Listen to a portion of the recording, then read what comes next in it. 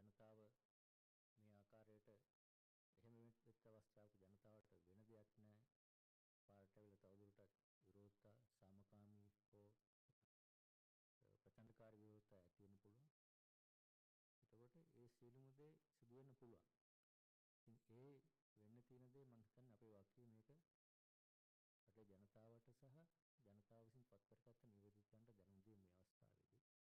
ඒගොල්ලන්ට විශාල වගකීමක් තියෙනවා. හැකි ඉක්මනින් මේකට දේශපාලන විසඳුමක් ලබා දීමට. ඒතර මගේ අපේ මහ බැංකුව වශයෙන් අපිට කරන්න තියෙන්නේ ප්‍රධානම ඉල්ලීම මේ අවස්ථාවේ රට තවදුරටත් අරාජික වීම වැළැක්වීමට. අඩුම ගානේ මේ යන ගමන යම්කිසි ආකාරයක තවදුරටත් මේ යන තත්ත්වය අඩු වේගයකින් පල්ලෙහාට යන එක වැළැක්වීමට නම් යම්කිසි ආකාරයේ බලාපොරොත්තුවක් තියෙනවා නම් මේක යම්කිසි වෙලාවක අනිත් පැත්ත හරවලා උඩට ගන්න පුළුවන් කියලා. ඒ සඳහා තාම ඉක්මනින් අපට විසඳුමක් අවශ්‍යයි. ඒකට ඒ සඳහා අත් වශයෙන්ම අපි මහ බැංකුව වශයෙන් සහ අපේ වගේ ආයතන වලින් ඒ ගැන කරන්න දෙයක් නෑ. නමුත් එහෙම නැතුව අපිට විතරක් තනියම කරන්න පුළුවන් දෙයක්වත් නෙවෙයි මේක. ඒ අවශ්‍ය කරන අත්‍යවශ්‍ය වාතාවරණය රටේ නොපවතින තාක්කල් ආර්ථිකය කළමනාකර ගැනීමේදී අපි ගන්න මොනම ක්‍රියාමාර්ගයක්වත් ඒක සාර්ථක හෝ ඒක සාර්ථකව ක්‍රියාත්මක වෙන්නේ නැහැ. දැන් උදාහරණයක් දෙකම මම කලින් දවසක කිව්ව උදාහරණය තමයි මේ වාහනයක් මේ පල්ලමට කඩාගෙන යනකොට අපි එකතු වෙලා බලමු මේකේ බ්‍රේක් කරලා. යම්කිසි ආකාරයක පහුගිය මාසය තුළ යම්කිසි ආකාරයක අපි උත්සාහ කරා මේ බ්‍රේක් ඇල්ලීමට. යම්කිසි ආකාරයක අපි දකින විදිහට යම්කිසි පල්ලෙහාට ගියත් යන වේගය අඩුවීමක් වුණා කියන එක තමයි අපට පේන්න තිබ්බේ. නමුත් දැන් වෙච්ච සිද්ධිය සහ දැන් තියෙන තත්ත්වය යටතේ අපි අල්ලන බ්‍රේක් වැඩ කරන්නේ නැහැ. ඒක වැඩ කරන්න නම් ඉන්නවන හරියාකාරව. ඒක තමයි මම කිව්වේ දේශපාලන රජයක්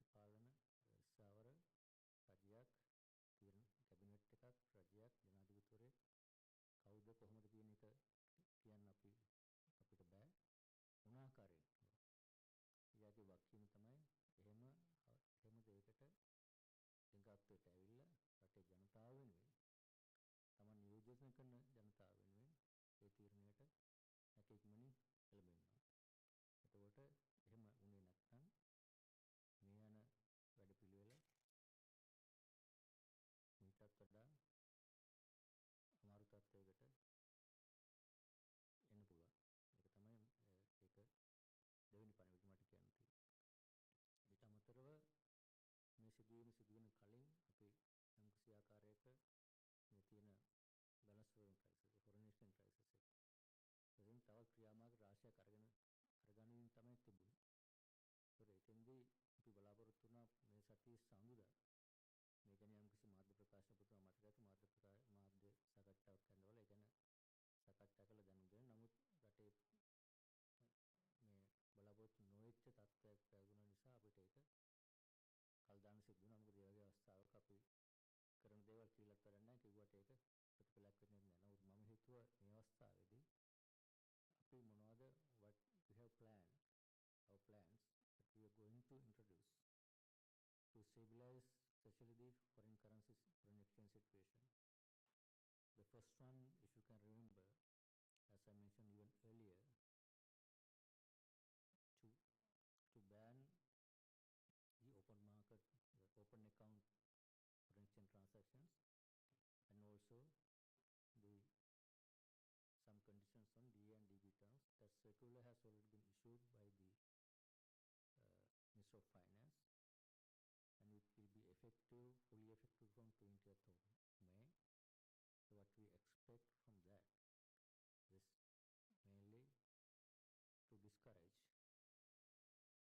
the informal market activities which is happening outside the banking system, and as a result the exchange rate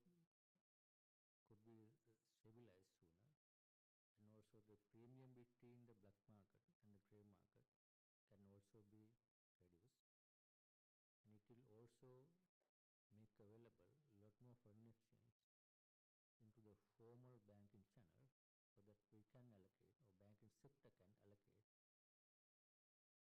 that available foreign exchange to finance all the essential imports. That is what is needed for the public right now. So that is one of the objectives that we announced, that we have already announced that is one measure. In addition, we had a consultation with all the bank treasurers and discussed how to stabilize the volatility in the foreign exchange market. As you can see, one day when interbank market it was 360, next day 370. Within a daily basis, those currency was depreciating by 10 rupees, 12 rupees, like, there's a huge volatility. So to minimize that volatility while not disturbing the market forces, we all agreed. In fact, this proposal came from the bankers, that the central bank can give some guidance on daily movements of the exchange rate in terms of some kind of a direction where we would like the exchange rate to be in the interbank market first within the day, and also that will help the banks to give some guidance to the outside the interbank market. For example, to the imports and exporters, there are codes on buying and selling rates. What we are seeing in the past, when the interbank rate is around 360, there were transactions happening outside the system at 380 with huge margins between exporters and importers. So this is where from next week onwards, or even from tomorrow onwards, what we are going to do and issue operating instructions. If you can remember, we had this some time ago, I think before, but we introduced what they call flexible exchange rate regime back in 2000. We give some guidance daily to the market. Today, interbank, the range within the interbank market will issue a range like a band. There's a middle rate will be based on previous day weighted average exchange rate in the interbank market. We take that as a guidance, the middle path, and plus or minus certain margin, say for 1%. For example, if the previous day interbank market weighted average is 360, within the interbank market, they can trade between, if it is 1%, plus 3.6, minus 3.6. So tunsiya 360, 3.6, and 360 minus 3.6 is the range. Within that, they can play around and do the transaction within that range. So that is the guidance we are going to give to the interbank market on daily basis. And on that basis, that will also help the banks to offer to the exporters or importers. So this is the central bank guidance. So we will have some margin out of that with a reasonable margin. And then here issue was earlier that exporters who are bringing some foreign currency are asking very high margins out of the central bank, commercial bank rate. So that's with that also will have to be curtailed. So the banks can say in turn to their clients, even exporters, this we are offering, the interbank market is 360, we can offer you with some reasonable margin 370 or something, not that 400 or 380 or 390. Like that they will try to minimize that margins also. So there will be a direction by your bank supervision department on fees and margins, commissions of commercial banks that they charge from the clients. Now what we are seeing, for example, if it is based on percentage, an exchange rate was 200 rupees a dollar. If they used to charge 8%, I think it is not right when 360 is exchange rate, still charging 8%. Is not reasonable. That's why we give some instructions and directives even for the customer, importer, exporter. Your margin also should be reasonable and fair. So we monitor all these things. That is other measure we are going to announce. So we will implement this from soon. Because we were planning to implement this from last Tuesday by announcing Monday because of this incident that was delayed. But sooner we are going to introduce that new mechanism by which what we expect to have some stability in managing the exchange rates, and also that will also help both exporters and importers to have some certainty and less volatility on day-to-day basis. That is the whole idea. This is obviously, if you look at our movement, the exchange rate policy that we had a long period of exchange rate fixed at 203, and all of a sudden it was floated without any control. Obviously, sequencing would have been, once we fix it for too long period, we would have relaxed it on a gradual basis like this. That would have been the second step when we want to allow more flexibility, and then we allow, once the market settles, we could have allowed more flexibility. Because we could not do that, and there's an overshooting situation, and also there's a huge parallel market developed outside. First, we need to address the parallel market, grey market, by banning this import open accounts and other DADP terms, and also give some guidance to the market that bring down the daily basis volatility, so that we can manage the exchange rates much better going forward. That is the second measure that we will be implementing going forward. We hope that all the stakeholders, the bankers, exporters and importers will certainly cooperate with us, and we will have a strong monitoring mechanism to ensure, because we will issue operating instructions, then everyone will have to follow these operating instructions going forward. So also one other thing, that in consultation with the banks and treasurers, one thing what we understood, some of the exporters, so there's a 100% repatriation requirement, and while some of the exporters selling their export proceeds to the banks, and also they sometimes ask the banks, because I sold you $100 million or $1 million, please allocate half of that money or some money to some of the other importers, those are not related to them, or within their group company, ask them to allocate for other non-essential imports. So what we have clearly is a violation of some of the earlier circulars.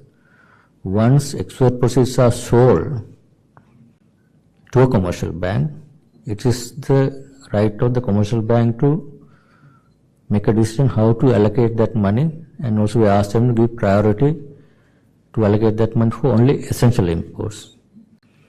The fact that exporters sold that dollars to the bank, they have no right to ask, please allocate that dollars to my connected importer or someone else. They can't have agreement with the importer saying, okay, what has been happening, either they allocate this export proceeds to their own connected importers, or they have agreement with some of the other importers, those who are not connected, agree to high rates, because the shortage, when they sell at say 380, sell to the importer 390. So then that money is being used for imports those are not essential at this point.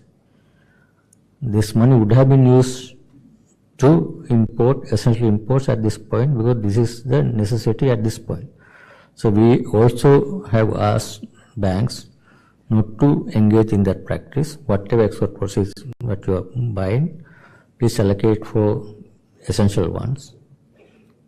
You don't have to take instruction from the exporters how they sell that proceeds, or their preferred clients, or the some other things. They please give priority to, and also the partly they have their obligation to sell 25% to central bank, that we can reallocate for essential ones. So that is so what my request basically from exporters. Obviously, the exporters, please don't try to engage in those kind of practices, because we appreciate the role of exporters. They have to improve their business. So that's why even open accounts, we have allowed them to use export proceeds for their imports, but not only for their imports.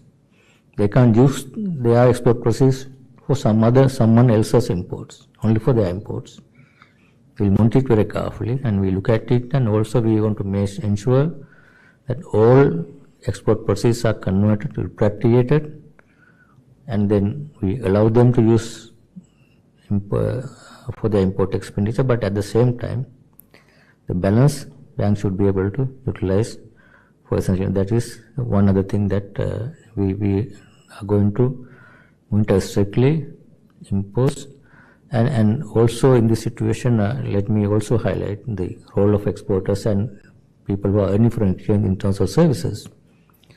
It's also very important at this point that we all, even with this kind of situation in the country, they have to make sure that they operate smoothly, and then even export processing industries, export earners should be able to have the operations smoothly. Otherwise, we will be in much more trouble going forward.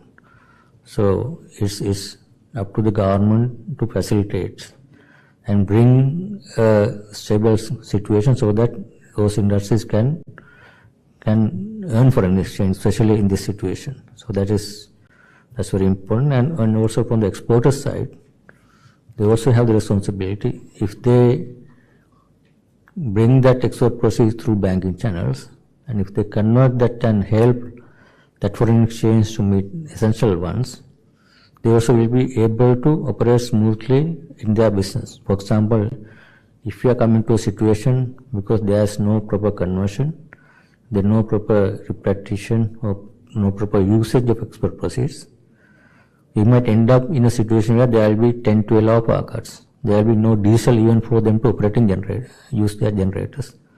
So then no one will be better off.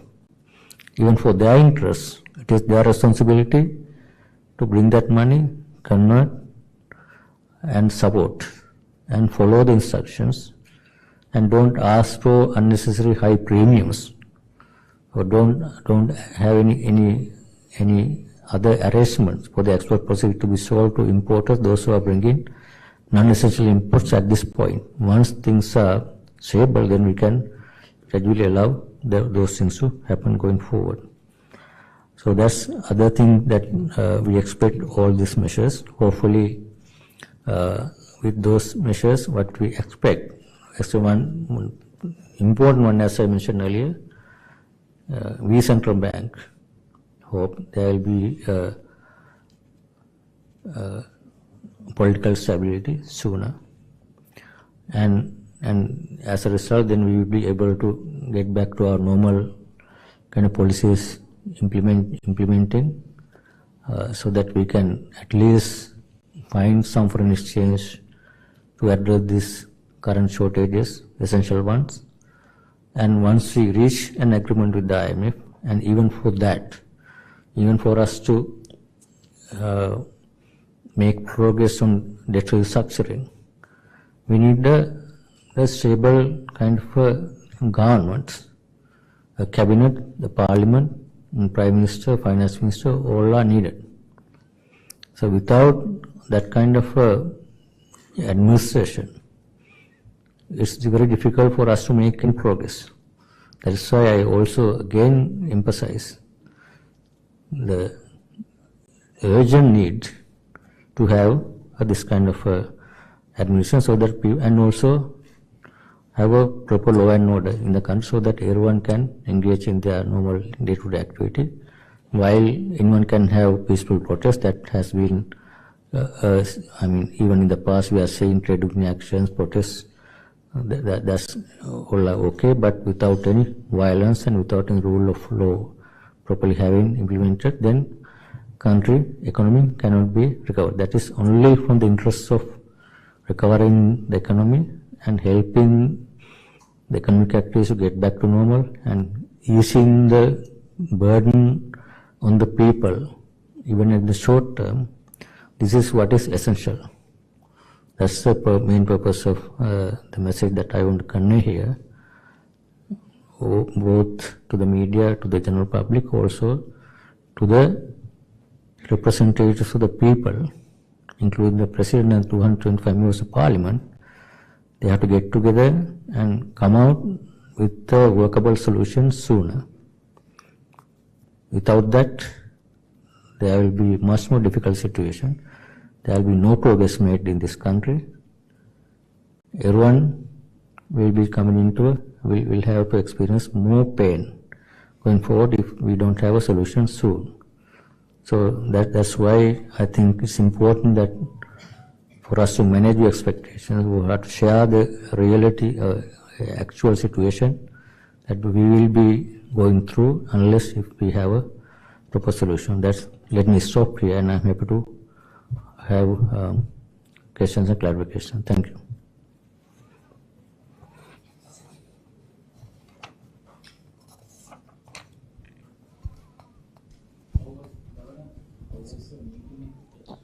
Was your meeting with the opposition leader, and just also can you tell us the foreign reserves current situation?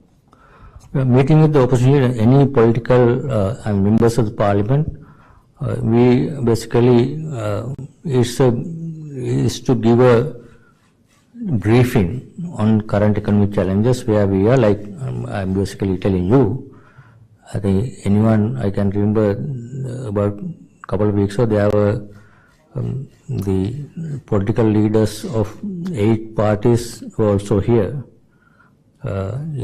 just to get a briefing on to understand the economic situation and challenges. So that we briefed them, and also this is a similar situation. Opposition leader asked myself and the Secretary Treasury to come and give a briefing on current challenges, what are the issues. So we gave a good briefing and had a good discussion.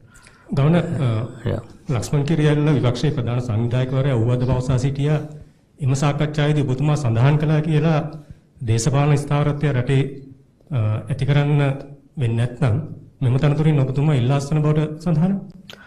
ඔව් මම අත වශයෙන් මම ඒක ප්‍රකාශ කරලා තියෙනවා. හේතුව තමයි දැන් මම දැන් කිව්වාගේ මේ දේශපාලන ස්ථාවරත්වය කියන එක දැන් මම ඇවිල්ලා මාසයක් වැඩ බාර ගන්නකොට අත වශයෙන් මෙහෙම තත්ත්වයක් තිබුණා. මම මේ කැමති වෙනකොට මිරියාන සිද්ධිය වෙලත් නැහැ. ඒකට මම එනකොට මේ මිරියාන පළවෙනි සිද්ධිය තමයි මේ දේශපාලන අස්ථාරත්වයේ ආරම්භයේ සිද්ධිය. ඊට පස්සේ එක දිගට වෙලා මගේ බලාපොරොත්තුව අපේක්ෂාව තිබුණේ පුද්ගලිකව මම ගත්තොත් සති දෙකක් විතර ඇතුළත මේක ස්ථාර වෙයි. ඊට පස්සේ අපේ කරගෙන යන ආර්ථික වැඩ පිළිවෙල සාර්ථක කරගන්න පුළුවන් කියන බලාපොරොත්තුව ඇතුළත තමයි වැඩ බාරගත්තේ. දැන් මාසයක් ගිහිල්ලත් දැන් මේ පෞගේ සම්බන්ධ ඉඳලා මේක තවත් විශාල උඩ තත්ත්වයකට ගියා. අතන මම විශේෂයෙන්ම මගේ පණිවිඩය දැන් කියලා තියෙනවා හැමෝටම ෆිල්ම් දේශපාලන පක්ෂවල අයට. ඒ අය එකතු වෙලා යම් ආකාරයක ස්ථාර තත්ත්වයක් ගියේ නැත්නම් ඒක මමද කවුද ඉන්නේ කියන එක ප්‍රශ්න නැහැ. කාටවත් බෑ මේ රට ගොඩ ගන්න ආර්ථික වශයෙන්. ඒතකොට එහෙම අරාජික වෙන රටක නීතිය හා සාමය හරියට ක්‍රියාත්මක නොවන රටක ස්ථාවර දේශපාලන යම්කිසි ක්‍රමවේදයක් නොමැති රටක මහ බැංකුව අධිපති වශයෙන් කවුරු හිටියත් ඒක දෙක කරන්න අමාරුයි. මම පුද්ගලිකව කියා හිටියා එහෙම තත්ත්වයක නම් ඉන්නේ රට තියෙන තව ටික කාලයක් යනකම් අඩු ගන්න සතිය දෙකක් ඇතුළත කිසිවක් නැති වුණොත් මම මේ තනතුරේ ඉන්නේ නැහැ කියලා මම පැහැදිලිව කියලා තියෙනවා. ඒක හේතුව තමයි ඒ කියන්නේ මම හිටිය කියලා මේකෙන් විසමක් වෙන්නේ නැහැ. ඒක තනියම මට හෝ කවුරු මේ තනතුරට ආවත් මහ බැංකුවක් වශයෙන් තනියම මේ රට ගොඩ ගැනීමට බෑ. ඒ අත්‍යවශ්‍ය ස්ථාවර තත්ත්වය රටේ නැත්තම්. එතකොට ඒක රට හැමෝම අමාරු වෙන්න හැමෝම අරාජික තත්ත්වයටපත් වෙන රටේ සමාජ අස්ථාවරත්වය, දේශපාලන අස්ථාවරත්වය සිල්මුදේ ඇවිල්ලා අපි හැමෝම අමාරු වෙන තත්ත්වයකට වැටෙනවා. ඒතකොට එවැනි පාලන ක්‍රමයක මහ බැංකුව අධිපතිවරයෙක් වශයෙන් කටයුතු කිරීමට මගේ බලාපොරොත්තුවක් නැහැ. මගේ පැහැදිලිව කියලා තියෙනවා සියලුම දේශපාලන පක්ෂවල ජනාධිපතිතුමා ඇතුළු හැමෝටම මගේ පණිවිඩය දීලා තියෙන ගිය සතියේ මේක සිද්ධ වුණාට පස්සේ මම පැහැදිලිව ඒ පණිවිඩය දුන්න හැමෝටම. මම ඔබතුමාගෙන් දැනගන්න කැමතියි මේ වෙලාවේ විවිධ දේශපාලන පක්ෂ නියෝජිතයන් අදහස් දක්වලා තියෙනවා මාධ්‍ය හමු පවත්වමින් මේ වෙලාවේ ජනතාවට අවස්ථාව දීලා ඡන්දයකට යන්න ඕනි කියලා. ඇත්තටම මේ තියෙන ආර්ථික අර්බුදයත් එක්ක මේ වෙලාවේ අපිට ඡන්දයකට යන්න පුළුවන්ද? ඒක දේශපාලන විශ්ලේෂණ තුළ කොහොමද කියන එක මට කියන්න බැරිනොත් මම කියන්න තියෙන්නේ මේ අපි කරගෙන යන වැඩපිළිවෙල සාර්ථක කරගෙන යන්න නම් උදාහරණයක් විදිහට ජාත්‍යන්තර මුල් ආරම්භවල සමග සාකච්ඡා කරගෙන පටන් අරගෙන කරගෙන යනවා. ඊට අමතරව ණය ප්‍රතිවගත කිරීමෙන් කරගෙන යනවා. එතකොට ඒ යන ක්‍රමවේදය දේශපාලන ස්ථාවරත්වයක් තියෙනවා නම් අතුම් වශයෙන් ජාත්‍යන්තර මුල් ආරම්භ සමග මාස 3ක් අතර මේක යම් සාකච්ඡාකට ස්ථාවර ඇග්‍රීමන්ට් එකක් කියලා. ඊට අමතරව අනිත් ණය ප්‍රතිවගත කිරීමන තවත් බොහෝ විට මාස 6ක් අතරම ගන්න යයි. එතකොට අර පළවෙනි පියවරට ඇවිල්ලා යම්කිසි ආකාරයක ස්ථාවර භාගයට ගෙනල්ලා තවත් යම්කිසි ආකාරයක සහන සහ අපිට මුදල් ලබා ගැනීමට හැකි ක්‍රමවේදයක් ගන්න නම් මම හිතන්නේ අපිට මේ කාලයක් තුල රජයක් පවතින්න ඕන. එතකොට දැන් මැතිවරණයකට මේ වෙලාවේ යනවා කියලා කියන්නේ අපි ඒ තියෙන කාල සීමාව තව මාස 3කින් හරි 6කින් හරි ගම්ස්කාරයෙන් කල් දාන එක. ඉතින් මගේ අදහස විදිහට මේ ක්‍රියාත්මක කරන්න තියෙන ආර්ථික ප්‍රතිපත්ති සහ ක්‍රියාත්මක කරන දේවල් පරක්කු කරන්න පුළුවන් දේවල් නෙවෙයි. ඒක පරක්කු කරන්න තවත් රට අමාරු වෙටනවා. ඒතර එහෙම යන තත්ත්වකදී තුල මැතිවරණයක් පවත්ලා ස්ථාවර රජයක් පවත්වනවද මෙතුරුන් නොපවත්වා ස්ථාවර රජයක් මම හිතන්නේ හොඳම ක්‍රමය හැකි ඉක්මනින් ස්ථාවර රජයක් පවත්වා ගන්න. ඒක මෙතුරුන් පවත්වාද කරන්නේ නොපවත්වාද කරන්නේ කියන එක දේශපාලන ඉපත් කරපුවා තිගින කරන්න දැන් මට ඒක කියන්න බෑ. නමුත් මට කියන්න තියෙන්නේ අපිට අවශ්‍ය වෙන ස්ථාවරත්වය තමයි යම් කිසි ආකාරයක මේ අමාරු අවස්ථාවක්. රටේ අර්බුදයක් පවතින අවස්ථාවක්. එතකොට අමාරු ආර්ථික තීන්දුව ගන්න තියෙන අවස්ථාවක්. එහෙම තීරණ ගත හැකි ස්ථාවර රජයක් මොනම හෝ ස්ථාවර රජයක් පවතින්න ඕන. එතකොට මැතිවරණ පැවැත්වුවොත් ඒක ගන්න පුළුවන්ද නොපවත්වා ගන්න පුළුවන්ද බැරිද කියන එක ඒක ඒ ජනතා නියෝජිතයන් විසින් තීරණය කළ දෙයක්. මට ඒක කියන්න බෑ. නමුත් මම අපි ඉල්ලා සිටින්නේ අපට රටේ ස්ථාවර රජයක් පවත්වාගෙන යන්න ඒ තුලින් ගන්න තියෙන අමාරු ආර්ථික තීරණ ගැනීමට හැකියාව ඇති රජයක් තියෙන්න ඕන. ඒක ජනතාවට විස්තර කරලා දීලා තේරුම් කරලා දීලා ඒක ඒ තීරණ ගන්න ඕන. ඒක පහසු දේවල් නෙවෙයි මොන රජයක් ආවත්. එතකොට ඒ ගන්න ක්‍රමවේදය මොකක්ද කියන එක ගැන මම හිතන්නේ මට ඒක ගැන කියන්න අමාරු කොහොමද කරන්න කියලා. නමුත් ඒක මම මේ තේරුම් කරලා දෙන ඒක තේරුම් ගැනීමට හැමෝටම මේක දෙන අවශ්‍යතාවය මොකක්ද කියන්නේ.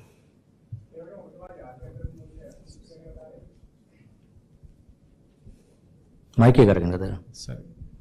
IMF ගැන කතා කරා. දැන් මේ රටේ පවතින මේ වාතාවරණයත් එක්ක මේ වෙනකොට මානව හිමිකම් බලපෑමුත් වෙන්න පුළුවන් අපේ රටට. මොකද මේ ජාත්‍යන්තරව අපි දැක්කා මේ වෙච්ච කැලලි සම්බන්ධයෙන් ප්‍රචාර වෙනවා. මේ කටයුත්තත් එක්ක කොහොම හැසිරෙයිද ඒක කොහොම බලපාවිද මහ බැංකුවට? ජාත්‍යන්තර මුල් ආරම්භ මුදල පැහැදිලිව ඒගොල්ලන්ගේ තියෙන ජාත්‍යන්තර මුල් ආරම්භ සාකච්ඡා කරන්නේ යම්කිසි ඇඩ්මිනිස්ට්‍රේෂන් එක නෙවෙයි. රටක් එක්ක සාකච්ඡා වෙන්නේ. ඒතකොට ඒ රටක් එක්ක දැන් මේ මට්ටමේ අපි සාකච්ඡා කරන්නේ තාක්ෂණික මට්ටමේ. ඒතකොට ඒවට අපි කියන්නේ ටෙක්නිකල් ලෙවල් නිගෝසියේෂන් වලදී ඒක තරම් ප්‍රශ්නයක් නෙවෙයි. නමුත් එතනින් පස්සේ ඊළඟ එක තියෙන්නේ මේ ප්‍රතිපත්ති වලට එකඟ වෙන්න ඕනේ. ඒතකොට එකඟ වෙනකොට ඒ විශේෂයෙන් අර නම් ෆිස්කල් පොලිසි රාජ්‍ය මූල්‍ය ප්‍රතිපත්ති කියලා කියන ඒවා ඒක මහ බැංකුව විසින් තනියම ගන්න පුළුවන් දේවල් නෙවෙයි. ඒක කැබිනට් එක පාර්ලිමේන්තුවේ මුදල් බලය තියෙන්නේ. ඒතකොට ඒ අය විසින් ගත යුතු තීරණ තියෙනවා. ඒතර ඒව ලබා ගැනීමට නම් ඒ ආයතන ක්‍රියාත්මක වෙන ආයතන තියෙන්න ඕන. දැන් නිසා තමයි එකක් තමයි ඒක ප්‍රමාදයට හේතුව තමයි පහුගිය දවස් බැලුවොත් දැන් මහ බැංකුව පැත්තෙන් අපි අලුත් කණ්ඩායම විසින් මුලින්ම ආපු හැටිය පොලි අනුපාතය වෙනස් කරා. ඊට පස්සේ වෙනකුත් අර ණය ප්‍රතිවාද කිරීමේ ක්‍රියාදාමය වහාම පටන් ගත්තා. නමුත් ඒකේ අනිත් තව සමහර මිල දැන් පෙට්‍රෝලියම් ප්‍රයිසස් ඇඩ්ජස්ට් කරා, ගෑස් ප්‍රයිසස් ඇඩ්ජස්ට් කරා. නමුත් තාම විදුලි බලය මණ්ඩලයේ විශාල පාඩුවක් ලබාගෙන ඒ ඉලෙක්ට්‍රික් ප්‍රයිසස් ඇඩ්ජස්ට් කරේ නැහැ. ඊට අමතරව හැමෝම දන්නවා මේ තියෙන රාජ්‍ය මුල්‍ය ප්‍රතිපත්තියේ බදු වැඩි කිරීම. දැන් මේ ප්‍රධාන හේතුව අර බදු විශාල වශයෙන් අඩු කරපු එක 2019 අන්තිමේදී. ඒතොර ඒක මම බලාපොරොත්තු වෙන සතිය දෙකක් ඇතුළත ඒකත් කරගන්න පුළුවන් වෙන වාතාවරණයක් තියෙයි කියලා. මොකද මේ තියෙන දේශපාලන අස්ථාවරත්වයේ උඩ තවමත් ඒක කරගන්න බැරි වුණා. ඒතකොට ඒක තව ප්‍රමාද වෙනවා කියන්නේ මේ වැඩ පිළිවෙල තව ප්‍රමාද වෙන එකයි. නමුත් ඒක කරන්න බැරි කමක් නෙවෙයි. නමුත් ඒ දේ කරන්න පාර්ලිමේන්තුවේ අනුමැතිය, කැබිනට් මණ්ඩලයේ අනුමැතිය, මුදල් ඇමති කෙනෙක් ඉඳලා ඒකට කැමති වෙන්න ඕනේ. ඒ ක්‍රියාදාමයට අවශ්‍ය කරන පසුබිම තියෙන්න ඕන මේ රටේ. එහෙම නැත්නම් ඒ ක්‍රියාදාම තවත් පසු වෙන තව දුරටත් මේ රට මේ අගාධයේ පැත්තට යන එක තමයි වෙන්නේ. ඒක ඉක්මන් කරගන්න ඕන, ඉක්මනින්ම යම්කිසි ස්ථාවරත්වයක් ගේන්න ඕන කියන පණිවිඩය තමයි අපි මේ දෙන්නේ. ඒ කියන්නේ අග්‍රාමාර්ථවරයෙක් පත් වෙන්න ඕනේ. එහෙම නැත්නම් IMF එකුණත් සාකච්ඡා කරන්න කෙනෙක් මේ රටේ නැති නිසා ඔබතුමා නෑ සාකච්ඡා කරන්න පුළුවන්. අපිට කියන්න පුළුවන් අපි මේව තමයි අපි අදහස් කරන්නේ කියන එක. නමුත් ඒක ක්‍රියාත්මක කරන්න ආයතනයක් තියෙන්න ඕනේ. දැන් අපි කොහොමද පැහැදිලිව කියලා හිතනවා මේ බදු වැඩි කරන්න ඕන. ඒ කිසිම ගැටලුවක් නැහැ. ඒ මොන රජයක් ආවත් ඒක කරන්න වෙනවා. ඒතකොට බදු වැඩි කරන්න ඕන කියලා කිව්වට අපි ඒක ඇග්‍රීමන්ට් එකට එනකොට අපි කියන්නේ මේ දවස් අපි මේ ක්‍රියාත්මක කරනවා. මේ දවස්වල මේ ක්‍රියාත්මක කරනවා. ඒක ක්‍රියාත්මක කරන්න බලතල අධිකාරිය තියෙන්නේ රජයට, කැබිනට් මණ්ඩලයට සහ පාර්ලිමේන්තුවට සහ මුදල් ඇමතිට. ඒතකොට ඒ ආයතන ස්ථාවර තියෙන්න ඕනේ ඒක ක්‍රියාත්මක කිරීමට නම්. ඒකයි වෙන්න හැකි ප්‍රමාදයක ප්‍රමාද වෙන්න රජයේ ආදායම ඇත්තම නැහැ. වියදම අඩු කරන්න අමාරුයි. මොකද පඩි ගෙවන එක පෙන්ෂන් ගෙවන නවත්තන්නත් බෑ. ඒතකොට දිගටම අර මහ බැංකුව මුදල් අච්චු ගහලා ඒක කරන එක තමයි කරන්න වෙන්නේ. ඒතකොට ඒක කිරීමෙන් මේ ප්‍රශ්නේ ගොඩ එන්නේ නැහැ. ඒක නිසා තමයි ඉක්මනට කරන්න අවශ්‍ය වෙන්නේ. මේ නිසා තමයි ආයතන අවශ්‍ය වෙන්නේ. සමාවෙන් මේ වෙනකොට දැන් මහ බැංකුවේ කොපමණ සංචිත ප්‍රමාණයක් තියෙනවද කියලා දැනගන්න පුළුවන්. සංචිත අපි අර පබ්ලිෂ් කරලා තියෙනවා. දැන් අපි කියන්නේ ලික්විඩ් ඒ කියන්නේ පාවිච්චි කරාගේ සංචිත කියන එකේ තව සීමිත ප්‍රමාණයක් තියෙන. ඒ කියන්නේ ඒක දැන් අපි එක්ස්පෝර්ට් අපනයන කරුවන්ගෙන් විකුණන තියෙන මුදල ඒක අපිට ලැබුණාම ඒක ඒ සතිය ඇතුළත යම්කිසි දවල් ලැබෙනවා. ඊට පස්සේ අර ACU එකෙන් යම්කිසි කලෙක්ෂන් එකක් තියෙනවා. ඒතර ඒ ලැබෙන ප්‍රමාණය අපි එදිනෙදා අත්‍යවශ්‍ය දේවල් වලට වෙන් කරනවා. නමුත් දැන් තියෙන තත්ත්වය තමයි ඒ එකතු වෙන මුදල් ප්‍රමාණය සංචිත වලට ප්‍රමාණවත් නැහැ. ඊළඟ සතිය ඇතුළතවත් අත්‍යවශ්‍ය දේවල් ආනයන කිරීමට අවශ්‍ය මුදල් ප්‍රමාණය නැහැ අපේ ළඟ. ඒක තමයි ඇත්ත தත්ත්වය. එතකොට එහෙම තියෙන වාතාවරණයක තමයි අපි මේ උත්සාහ කරන්නේ මේ අලුතෙන් ක්‍රියාමාර්ග ගේන්නේ. අඩුම ගානේ තව විදේශ මුදල් ප්‍රමාණයක් මහ බැංකුව තුළට හෝ වෙළඳපොළ තුළට අරගෙන ආවිල්ලා අඩුම ගානේ ඒ ටිකට අවශ්‍ය දේ සපයන්න පහසුම් කරන්න. එතකොට ඒ තියෙන අතර වාරය අතරතුර පවතින රජයක් නැත්නම් පවතින කැබිනට් නැත්නම් අගමැති කෙනෙක් නැත්නම් ඒ යම්කිසි ක්‍රමවේදයක් පිළිගත හැකි දේශපාලන සංස්කෘතික ක්‍රමවේදයක් නැත්නම් එතකොට ඊළඟට වෙන්න තියෙන දේ තමයි ඒක සඳහා මම මේ කලින් කියන්න ඕන. මේ විදිහට තව දවස් කිහිපයක් ගියොත් විශේෂයෙන් විදුලි බලය පැය 10-12 අඩු කරන් කපන්න වෙනවා. මොකද ඒ විදුලි බලය නිෂ්පාදනය කිරීමට අවශ්‍ය තෙල් ගේන රටට ඒ අවශ්‍ය කරන ප්‍රමාණ මුදල් නැහැ. ඊට පස්සේ එක අයට දැන් ට්‍රාන්ස්පෝර්ට් වලට ඩීසල් පෙට්‍රල් ගෑස් ඔය සියලුම දේවල් වල අපි දැන් කාලයක් තිබුණේ අර පැය 12-13 ලයිට් කපලා දිග පෝලින් තිබිලා. ඉතින් ඒ තත්ත්වයට තමයි අපි මේ නැවත පරාය අනිත් පැත්තට යන්නේ. ඒක යම්කිසි ආකාරයකට ඒ පැත්තට අනිත් පැත්තට හිමිහිට ගිය කරන්නේ මේ වෙච්ච සිද්ධියෙන් සම්පූර්ණයෙන්ම අනිත් පැත්තට හැරුණා දැන්. ඉතින් ඒක මුලින් ඒකට තමයි මම මේ අපි මේ කියන්නේ මේක අවශ්‍යතාවය. මේක ස්ථාවර කිරීමේ අවශ්‍යතාවය තාම උඩයි. ඒක ජනතා නියෝජන විදියට කරහරින්න පුළුවන් දෙයක් නෙමෙයි. ඒක ඒගොල්ලන්ගේ වෙන කාටවත් මේ කරන්නත් බෑ. මේ එළියෙන් ප්‍රොටෙස්ට් කරන ජනතාවට violently හරි non violently peacefully ප්‍රොටෙස්ට් කරන ජනතාවට කරන්න පුළුවන් දෙයක් නෙමෙයි. ඒක ඒ පත් කරපු නියෝජිතයන් විසින් ගත යුතු කළ යුතු වැඩක් මේක. ඒගොල්ලෝ වැඩ කරන්නේ නැත්නම් මේ කරන්න පුළුවන් කෙනෙක් නෑ. එහෙම වුණා මේ රට තවදුරටත් අගාධයට ගිහිල්ලා ඊට පස්සේ මේ ඊට වඩා වෙනස් ක්‍රමයකින් මේවා වෙනස් වෙන්න පුළුවන්. එතකොට ඒක කාටවත් හොඳ ක්‍රමයක් නෙමෙයි. ඒක නිසා තමයි කියන්නේ පත් කරපු අයගේ වක්කීම් මේක හැකේක්මනේ ඉස්සාර තත්ත්වයට පත් කරන්නේ. මහබැංකු අධිපතිතුමනි දැන් නොයෙක් පුද්ගලයන් විවිධ අර්ථකථන ලබා දෙනවා. දැන් රාජ්‍ය සේවකයෝ ඉන්නවා ලක්ෂ ගණනක්. දැන් රාජ්‍ය සේවකයන්ට මතුවන ගැටලුවක් තමයි අපිට තව කතරම් කාලයක් උන්ට වැටුප් ලබා දෙන්න පුළුවන් වේද කියලා. එහෙම කතාබහ සමාජය තුළ මේ වෙන විට නිර්මාණය වෙලා තියෙනවා. විශේෂයෙන්ම ජූලි මාසයේ වන විට උන්ටත් වැටුප් ලබා දීමේ අසීරුතාවයකට මහබැංකුවට මුහුණ දෙන්න වෙයි කියලා. නෑ මහබැංකුවට ඒකේ අසීරුතාවය නෙවෙයි. දැන් ඒ රාජ්‍ය සේවකයන්ගේ වැටුප් ලබා දෙන රජයේ තියෙන බාණ්ඩාගාරයේ තියෙන මුදල් වලින්. ඒතර රජයේ ආදායම මදි නම් මෙතෙක් කල් කරෙත් මේ පහුගිය කාලය තුල ඒ නිසා මේ කරන්න ඉක්මනින් කරන්න අවශ්‍ය වෙන්නේ. ආදායම වැඩි කරගන්න ඕන. වැඩි කරගන්න නැත්නම් අපේ වකීමක් තියෙනවා මහ බැංකුවේ. බාණ්ඩාගාරයේ වකීමක් තියෙනවා. අඩුම ගානේ රජයේ සේවකයන්ගේ වැටුප විශ්‍රාම මේ තියෙන තත්ත්වයට යටතේ ඒකත් නතර වුණොත් ඊට වඩා විශාල අර්බුදයක් රටේ වෙන්නේ. ඒතර එහෙම අවස්ථාවල අත්‍යවශ්‍ය දේවල් වලට රටේ දේශීයව පියවර ණය ගෙවීමට සහ අත්‍යවශ්‍ය දේවල් වලට කරන වියදම් වල පමණක් ආදායම මදි නම් ඊටු ප්‍රමාණය මහ බැංකුවේ මුල්ලෙන් කරන්න වෙනවා. මොකද ඒකට බාධාවක් නැහැ. රටේ නීතිය අනුව තියෙන මුදල් නීති පනතන ඒක කරන්න පුළුවන් ඒක කළ යුතු දෙයක්. රටේ එතකොට මුදල් අච්චු ගහම නැවතුවා කියලා හැමෝටම පඩි ගෙවන්නත් බැරි නම් ආණ්ඩුව බාණ්ඩාගාරයට ඊට වඩා ලොකු හානියක් වෙන්නේ. ඒ නිසා තමයි අපි කියලා තියෙන්නේ. ඒ නිසා බැලුවොත් දැන් අපි මහ බැංකුවෙන් දැන් අපි පෞද්ගලික සත් දෙක තුන තුළ පොලි අනුපාතය යම්කිසි ස්ථාවර කළා. හැම ඔක්ෂන් එකක්ම 100% අපි අරගෙන තියෙනවා මාකට් එකේ. ඊට අමතරව යම්කිසි අවස්ථාවක හදිසි අවස්ථාවක බාණ්ඩාගාරේ මුදල් ඉල්ලුවාම අපි කියලා තියෙන්නේ කියන අවශ්‍යතාවය කියන්නේ ඒක අත්‍යවශ්‍ය දෙයක් නම් විතරයි අපි මහ බැංකුවෙන් මුල්ලෙන් කරන්නේ. නැත්නම් ඔයගොල්ලෝ ඒක කල් දාන්න. ඒක නිසා තමයි ඒකට එකඟ වෙලා බාණ්ඩාගාර ලේකම්තුමාට චක්‍රලේඛනයක් ඉෂු කරේ. සීලම අනවශ්‍ය දේවල් ප්‍රයොරිටි නැතිව අයින් කරන්න.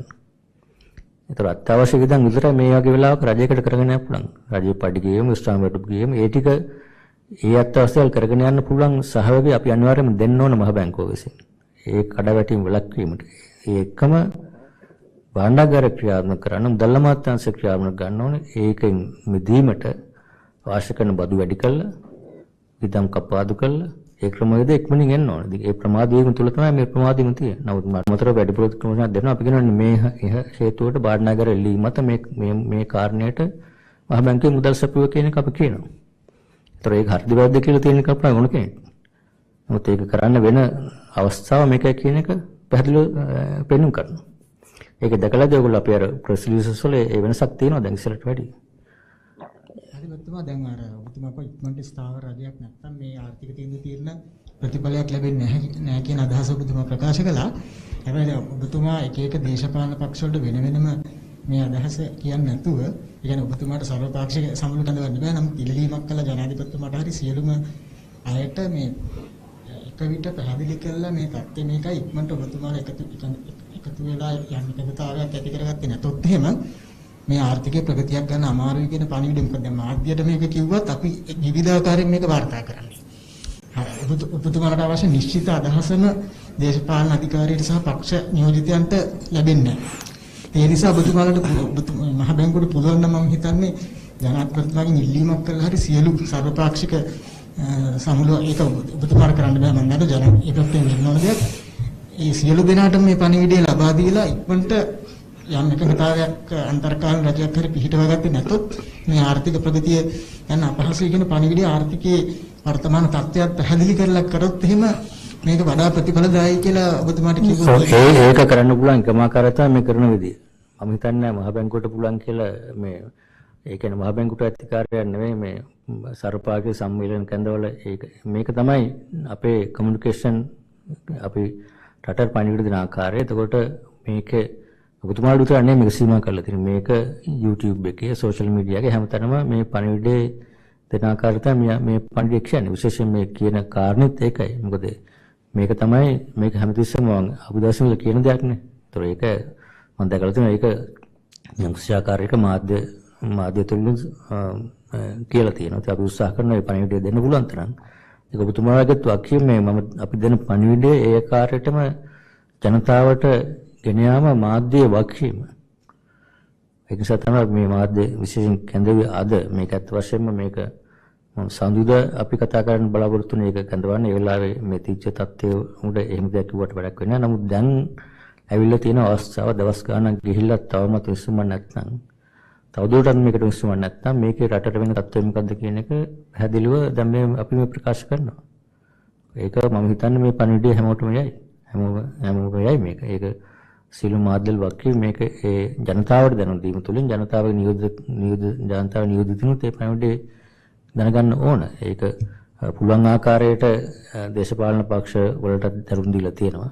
එක එක ආකාරයට ඒගොල්ලෝ ඒ ගැන අහනකොට අපිට ගිහිල්ලා කියන්න බෑ. ඒගොල්ලෝ ඒ ගැන අහනකොට අපි කියලා දෙනවා. විශේෂයෙන් ওই ගොඩක් දේශපාලන පක්ෂ වල නියෝජිතයන් මට එහෙම කතා කරනකොට මම කියලා දෙනවා මේක තත්ත්වය කියලා. හැමෝටම මේ කියන කතාව මම කියනවා හැමෝටම.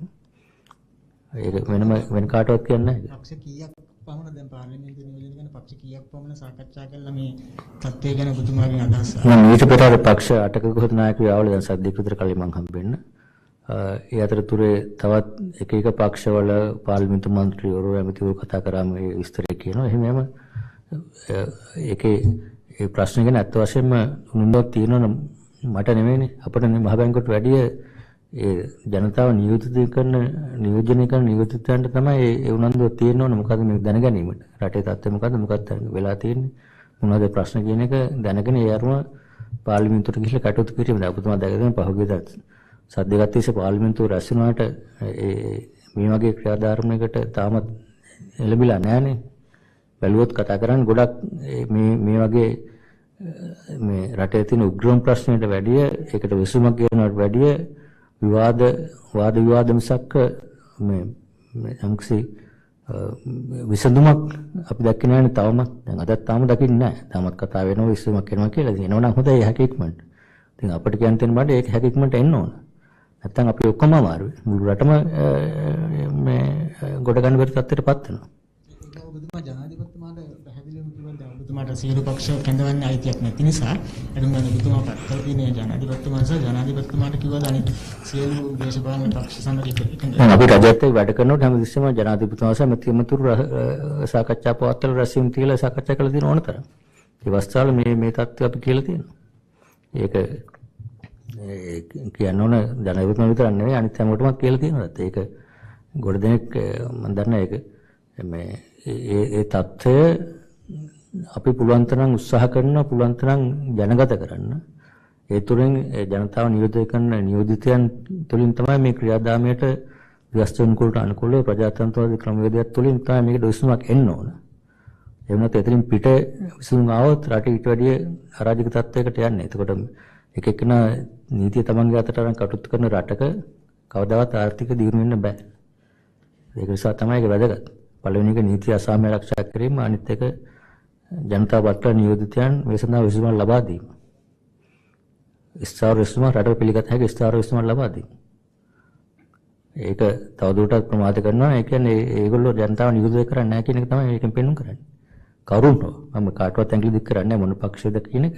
ඒක අපිට කරන්නත් බෑ. නමුත් ඒ හැමෝම වකිනවා කියන්නේ. ජනතාව තමයි ඇතුළු ඒ පත්‍රයේ සීලමු දෙනවා.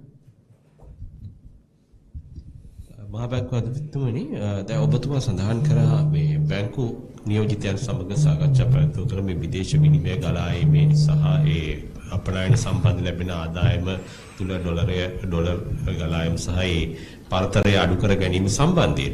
එතකොට දැන් ඒ සම්බන්ධයෙන් වැඩපිළිවෙලක් යම් ආකාරයෙන් ඇති කර ගන්න හැකි වුණාද?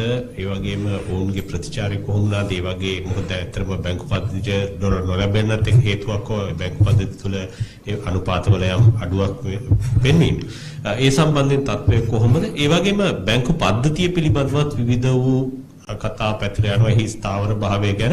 ඉතින් ඒ ගැන ඔබතුමා කියන්නේ මොකක්ද? මේ අද ප්‍රකාශ කරපු දේවල් ඔක්කොම බැංකු පද්ධතිය බැංකු වල ඉන්නත් එක්ක සාකච්ඡා කරලා තමයි මේක අපි මේ සියලුම දේවල් කරලා තියෙන්නේ. ඒක පැත්තකට අපි විතරක් හිතලා මේ දේ කරන්න ඕන කියලා නෙමෙයි. ඒගොල්ලත් එක්ක සාකච්ඡා කරලා කොහොමද ඔයගොල්ලෝ හිතන්නේ මේක හොඳම විදිය මේක පාලනය කරන්න. ඒ අනුව තමයි බැංකුව වල අදහස් ඉදිරිපත් කරේ අපිට අදහස් කීපයක් තමයි. එකක් දැන් සෙන්ට්‍රල් බැංක් එකේ යම්කිසි ගයිඩන්ස් එකක් දෙනවා නම් ඒගොල්ලන්ට පුළුවන් ඒක ඒගොල්ලෝ ක්ලයන්ට්ස් වට කියන්නේ මම සෙන්ට්‍රල් බැංක් කියලා දෙන්නේ මේ රේන්ජ් එක විතරයි මේ ට්‍රේඩ් කරන්න පුළුවන්. ඒක නිසා අපි ඒගොල්ලන්ටත් ඇවිල්ලා මේක 360 නම් ඉල්ලන්න එපා 380ක්.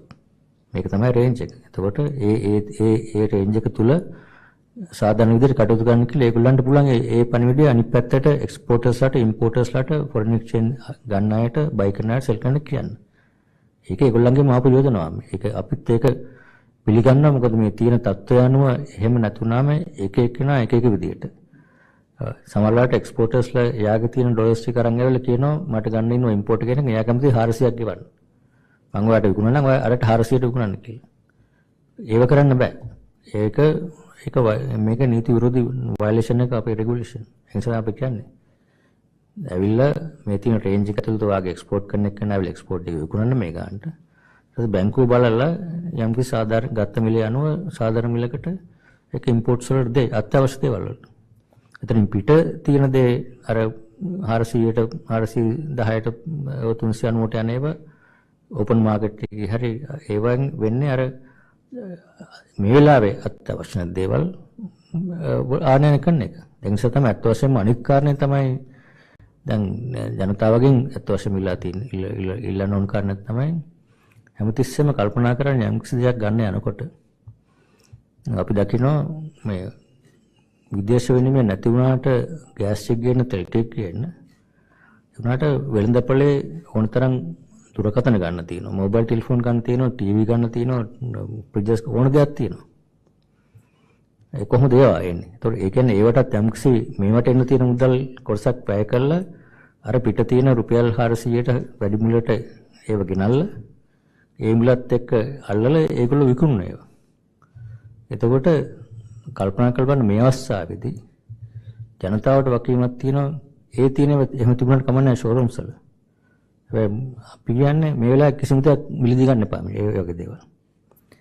දැන් ටීවී එකක් ගන්න තියෙනවා ඒක අද ගත්තට මාසයකට ගත්තා කියලා වෙනසක් නැහැ නේ.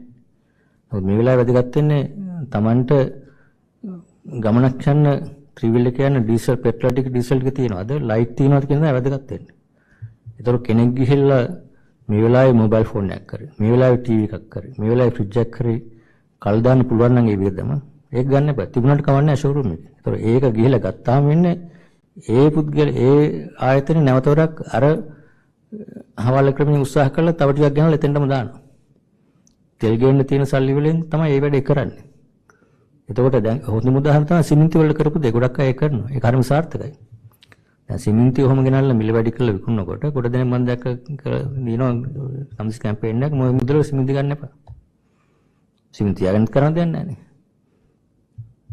ඒ වගේ තමයි අනිකුත්. දැන් ජනතාවට අවශ්‍ය නම් තෙල් ටික විදුලි බලය මේ වෙලාවේ කිසිම අනවශ්‍ය ආනයන කරු භාණ්ඩයක් මිලදී ගන්න යන්න එපා. ඒක කල් දාන්න. පසුව ගන්න පුළුවන්. මේ වෙලාව ගන්න ඕනේ නැහැ. ඒ වෙනුවට එහෙම කිරීමෙන් ඒගොල්ලෝ කරන්නේ උදව්වක්. ඒ මුදල ඉතුරු වෙලා තමන්ට අත්‍යවශ්‍ය දෙයකට කරන. අනිත් එක තමයි එක්ස්පෝර්ට් සට් කරන්න තියෙන තමයි. රෙගුලර් කර්මාන්තයේ හරියාකාර පවත්වාගෙන යන්න පුළුවන් තරම් ඒ තමන් රටේ සම්පත් විදේශ රටවල තමයි මේ මුදල් උපයන්නේ. අත ඒගොල්ලන්ට කලින් රුපියල් 200ට තිබිච්ච ඩොලරේ දැන් 350 360 හම්බ වෙනවා. දැන්ට ලොකු ලාභයක් තියෙනවා. ඒගොල්ලෝ වකීමක් තියෙනවා එහෙම උපයාගත්ත මුදල ගෙනල්ලා බැංකු පද්ධතියට දීලා රටේ සාමාන්‍ය තත්ත්වයක් ඇති කිරීමට උදව් කිරීම තුළින් ඒ මුදල සාධාරණ මුදලකට බැංකුවට ගෙවුණා අර බ්ලැක් මාකට් එක විකුණන්නේ නැතුව ඔය රෙමිටන්ස් කරන අයට පිටරට වැඩ කරන අයට කරන ලීම තමන්ගේ පවුලට එන මුදල බැංකුවක් කරා එවන්න. ඒවල මේ මුදල රුපියල් ටික ලැබෙවි තමන්ගේ පවුලට. මොකද ඒකෙන් කරන එක ලොකු දෙයක් තමයි මේ මුදල මේ ලැබෙනවා අත්‍යවශ්‍ය දෙයක් කරනවා කියන්නේ දැන් තියෙන ක්‍රමය තුල. ඊට පස්සේ මේක තත්ත්වය ස්ථාවර වුණාට පස්සේ පුළුවන් අර කලින් තිබිච්ච තත්ත්වයට අපිට මේ අත්‍යවශ්‍ය මෙහෙම දේවල් සීමා කරන්න අවශ්‍යතාවයක් නැහැ. නමුත් දැන් සීමා කරන්න වෙච්ච තත්ත්වයක් තියෙන්නේ. මොකද තියෙන විදේශ විනිමය අරුබුදය නිසා. ඒතර අපි කල්පනා කරන්න මොකද්ද ප්‍රමුඛත්වය දෙන්න ඕනේ මේ වෙලාවේ. තෙල් ටික කියන එකද, ගෑස් ටික කියන එකද, අත්‍යවශ්‍ය දේ බෙහෙත් ටික ගන්න එකද, එහෙම නැත්නම් ටීවී එකක් ගන්න එකද, ටෙලිෆෝන් එකක් ගන්න එකද, වෙන ගමනක් යන එකද, ඒකද කියන එක. ඒ නිසා තමයි ඒ ජනතාවගෙත් ඒ අවබෝධය සහ ඒ සහයෝගය අවශ්‍ය වුණොත් මේ දේ සාර්ථක කරගන්න පුළුවන්.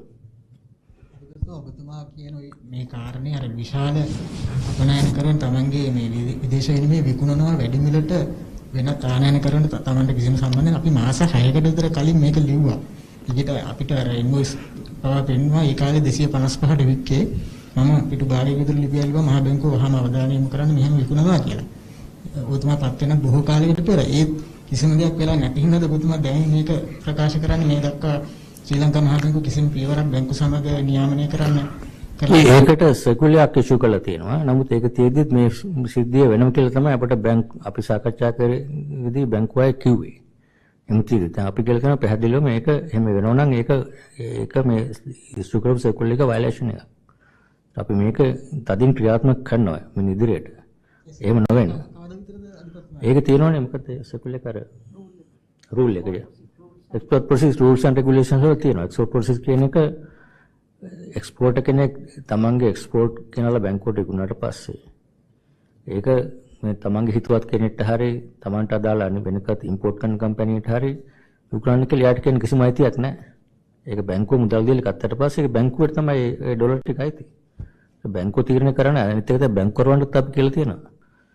බැංකුව වලත් ඒගොල්ලන්ට ප්‍රමුඛත්වය දෙන්න ඕන අත්‍යවශ්‍ය දේවල් වලට. ඒතර බැංකුව තමන්ගේ හිතවත්කම් වලට ट्रेजर ගේ හිතවත්කමට නැත්නම් ස්ටාෆ් හිතවත්කමට මේ ඒ මොනවා හිතවත්කමට එහෙම දෙනවා නම් ඒකත් අපි මේ මොනිටර් කරනවා. ඒක මේ අවස්ථාවක ඒක නොකළ යුතු දෙයක්.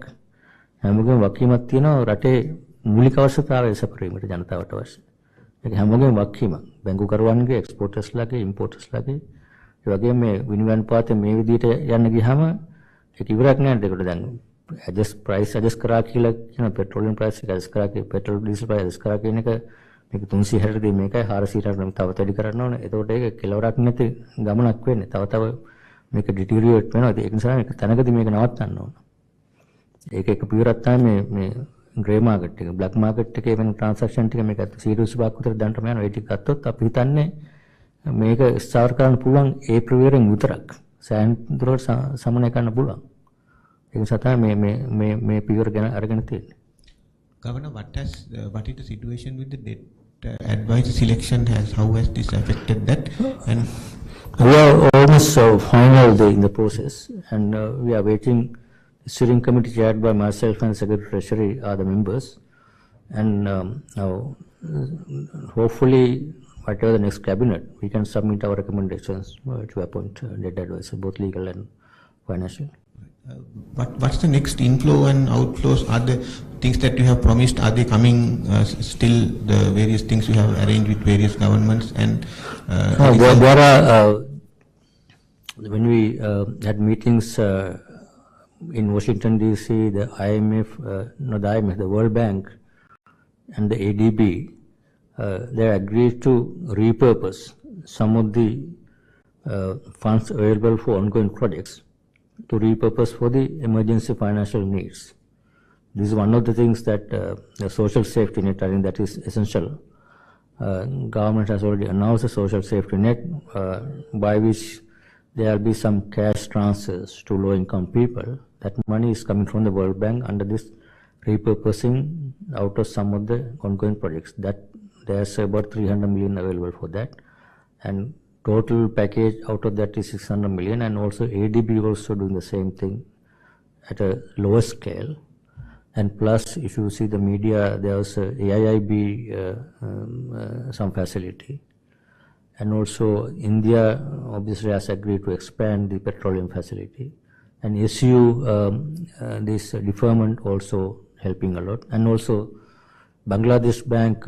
Just now I had a call with the governor of Bangladesh Bank, and he agreed to extend the maturities coming in the month of May. He agreed to extend that maturity.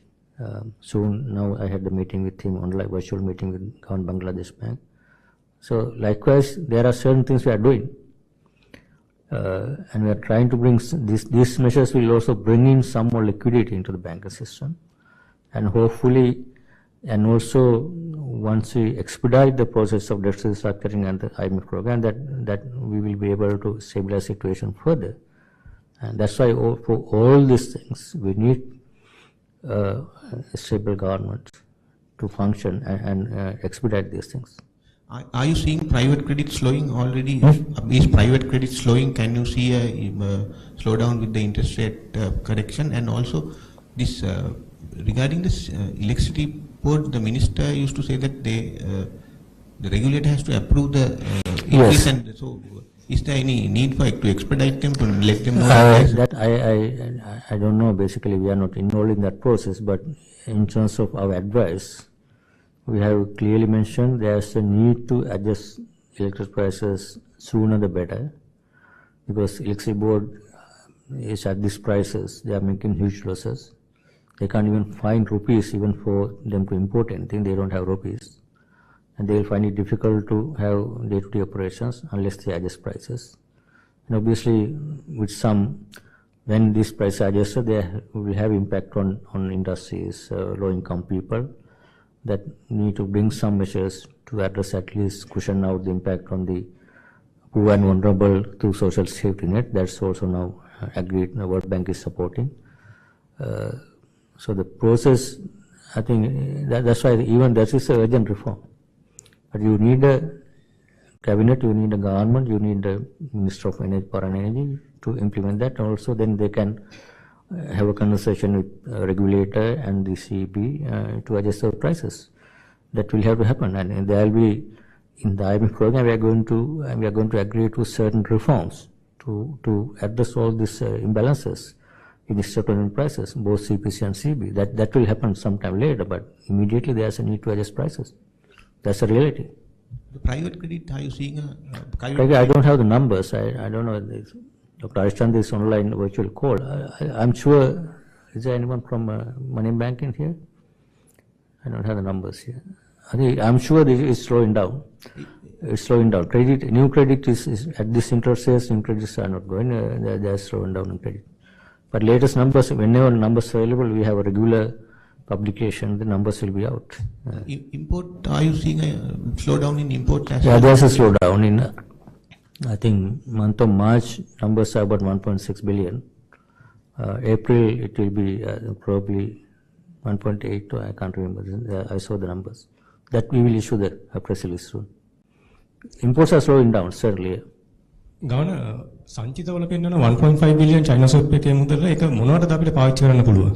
මොනවද පාවිච්චි කරන්න බෑ දැනට. අපි ඒගොල්ලන්ගෙන් ඉල්ලා සිටින සාකච්ඡාවක් මේක රිලැක්ස් කරන්න කියලා පාවිච්චි කරන්න පුළුවන් ආකාරයට අපි ඉල්ලීමක් කරලා තියෙනවා. අපි ඒක තවදුරටත් සාකච්ඡා කරන්න බලාපොරොත්තු වෙනවා. ඒ මුදල අනුම ගන්න චීනෙන් ඉම්පෝට් කරන්නවට පාවිච්චි කරන්න පුළුවන් විදියට පුළුවන්ද කියලා ඒකත් එකක් අපි සාකච්ඡා කරගෙන යන්න උත්සාහ කරනවා. ඒ සම්බන්ධයෙන් යම්කිසි ඒ කන්ඩිෂන් එක වෙනස් කරලා අපිට පාවිච්චි කරන්න පුළුවන් විදියට හදාගන්න.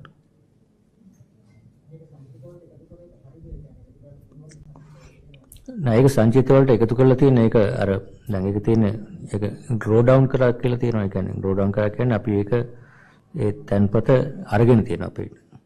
ඒතකොට ඒක නිසා ඒක පෙන්නලා තියෙනවා. නමුත් ඒක usable resource නිසා තමයි අපි මම ආවට පස්සේ ඊට පස්සේ I think footnote එකේ තියෙනවා මේක සංචිතවලට අපේ සංචිතවල ඇවිල්ලා තියෙනවා. ආවට ඒක පාවිච්චි කළ නොහැකි දැනට පාවිච්චි කළ නොහැකි මේ කන්ඩිෂන් එක නිසා පාවිච්චි කළ නොහැකි කියන එකත් අපි දන් දීලා තියෙනවා. ඒතකොට පාවිච්චි කළ හැකි ඒවා ඊටු ටික තමයි. අනිත් ඔබතුමා ප්‍රකාශ කළ හවාලා උණ්ඩියල් මඩින්න අර චක්‍රලේක නිකුත් කළ දෙන මුදල් අමාත්‍යාංශය හැබැයි දැන් පිළිගත් ව්‍යාපාරිකයන් කර්මාන්තශාලා හිමිකරුවන් පවා මේ බැංකු වලින් විදේශ විනිමය ගන්න බැරි නිසා සමහරක් වෙලාවට අර මේ අවිධිමත් වෙළඳ පොලින් විදේශ විනිමය අරගන්න මොකද මේ කර්මාන්තශාලා වැහුවොත් එහෙම රැකියාව කරන අයටත් රස්සාවලුත් නැති වෙනවා. ඉතින් සමහරට ඖෂධ වගේ දේවලුත් ඒ අවිධිමත් වෙළඳ පොලින් අරගෙන ගේනවා මේ විදේශ විනිමය. ඉතින් ඒ නිසා ඒ තීරණය අපි පිළිගන්න අවිධිමත් වෙළඳ පොලේ කටයුතු සෑහෙන වැඩමල වෙන බැංකු ක්‍රමයෙන් වෙනවා හොඳයි. හැබැයි අර ඔය වගේ චක්‍රලේඛයන් නිකුත් කරාම බොහෝ අය ප්‍රකාශ කළා තිබ්බා භාණ්ඩ හිඟයක් එයි මේ සමහරක් අත්‍යවශ්‍ය දේවල් පවා ඖෂධ වගේ දේවල් පවා මේ හිඟ වෙන්න පුළුවන් කියලා. ඒ ඖෂධ වගේ දේවල් වලට අත්‍යවශ්‍යම අවශ්‍ය වෙන ඉතාම සුළු ප්‍රමාණයක්. ඒතර ඔය කියන මුදල අකින් විදිහට කර්මාන්ත වලට අනිත් කුත් දේවල් වලට සීලුම දේවල් වලට දැන් අර ටෙලිෆෝන් ටීවී ෆ්‍රිජස් වලටත් එතනින්මනේ යන්නේ. ඒ මුදල මේකට එනවනම් අර වගේ අත්‍යවශ්‍ය කියන අපි හඳුනාගෙන තියෙන ෆාමසිටිකල් වල එකෙන් කොටසක් වෙන් කරන්න පුළුවන්. ඒතර ඒක ගැටලුවක් වෙන්නේ නැහැ. නමුත් අර ඔය කියන කර්මාන්ත වලට එක්ස්පෝර්ට් කරන අයට අනිවාර්යයෙන් අපි දීලා තියෙනවනේ. ඒතර මේක මෙතෙන්දි තියෙන ප්‍රයොරිටි එක විදේශීය උපනයයට බාධාක් නෙවෙයි. මොකද විදේශීය අර්බුදයක් නැති තියෙන්නේ. ඒතර ඒ අයට බාධාක් නෙවෙයි කරගෙන යනවා. නමුත් ඒ අයට ඒක කියලා තමන්ගේ විදේශීය තමන් කර්මාන්තය දාලා වෙන කෙනෙක්ට විකුණන එක අපි නවත්තනවා. ඒක පළවෙනි කාරණේ. දෙවෙනි කාරණේ දැන් අපි බලුවොත් මේ අවස්ථාවේ දැන් කර්මාන්ත කරුවන්ට වැඩ කරගන්න අපහසුතාවයක් එන්න පුළුවන්. ඒතකොට මෙතෙන්දි මොකද්ද වැදගත් වෙන්නේ මුලින්ම? කර්මාන්තය පවත්වාගෙන යන මූලික අවස්ථාව මොකද්ද? විදුලි බලයනේ. ඒක විදුලි බලය දෙන්න මුදල් නැත්නම් ඒ කර්මාන්තයට අනිත් මොකක්ද තිබ්බත් වැඩක් නැහැ නේ. ඒතර බඩු ගෙන්න කලින් ඒ මුදල් ටික තියෙනවනේ විදුලි බලය ගෙනත් දෙන්න. විදුලි බලය ගෙනාවට පස්සේ සල්ලි තිබුණොත් ඒගොල්ලන් කර්මාන්තය පවත්වාගෙන යන්න. අනිත් එක මේ වගේ අර්බුදයක් වෙලාවක අපිට බලාපොරොත්තු වෙන්න බෑ සීලම කර්මාන්ත ඒ ආකාරයෙන්ම පවත්වාගෙන යනවා කියන එක.